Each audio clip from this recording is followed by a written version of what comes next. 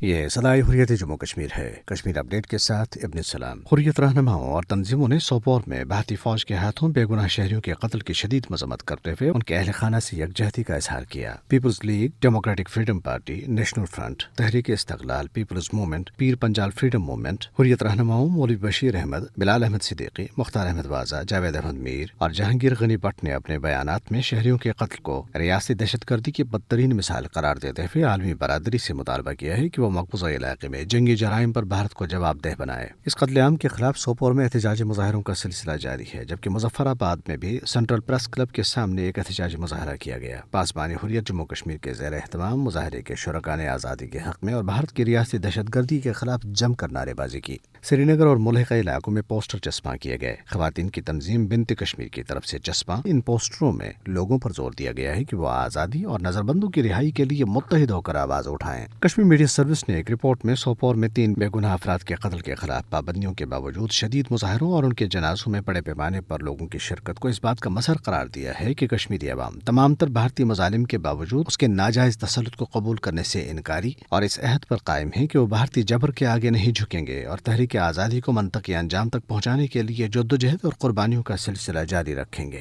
ادھر امریکہ کے ایک اعلیٰ عہدیدار نے بھارت میں انسانی حقوق کے کارکنوں اور صحافیوں کی غیر قانونی نظر بندی سمیت انسانی حقوق کی دیگر خلاف ورزیوں پر شدید تشویش کا اظہار کرتے ہوئے انہیں جمہوری اقدار سے متصادم قرار دیا، جبکہ پینسلوینیا سے رکن کانگریس کرسی ہولہان نے کانگریس میں مسئلہ کشمیر اٹھایا اور اپنے حلقے کے لوگوں کی کشمیریوں پر بھارتی مظالم کی تشویش سے ایوان کو آگاہ کیا۔ اپڈیٹ ختم ہوا۔ بدقسمتی سے کشمیری قوم کا پالا ایک ایسے سفاک دشمن سے پڑا ہے جس نے اپنی غاصب فوج کے ذریعے بے گناہ عوام پر ایسے مظالم ڈھائے جن کی تفصیل جان کر پتھر کا دل بھی دہل جائے گا۔ 1989 سے اب تک 95,000 سے زائد حریت پسندوں کو شہید، 7,000 سے زائد دوران حراست لاپتہ، 11,000 سے زائد عزت مآب خواتین کی چادر عصمت کی پامالی کے بعد بھی غاصب فوج کے انتقام کی آگ ٹھنڈی نہیں ہوئی، بلکہ آج بھی درندگی کا یہ ننگا ناچ جاری ہے۔ غاصبوں نے سوپر قصبے میں 3 اور بے گناہ کشمیریوں کی جان لے لی۔ ان کا قصور صرف یہ تھا کہ وہ اپنا بنیادی حق کی خود ارادیت کا مطالبہ کر رہے تھے۔